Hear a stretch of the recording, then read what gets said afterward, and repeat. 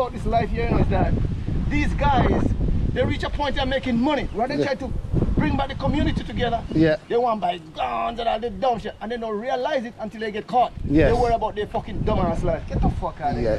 The amount of people you hurt with your dumb shit. Come on, man. Help each other grow and do better, man. Well said, well said. Send it to a school, let them learn a trade. Build yourself. When I see Jamaican come abroad and they came and drive a screwdriver, you acting like a pussy. Like, get the fuck out of here. Okay. Come on, and this man is certified. You're speaking from your heart, brother.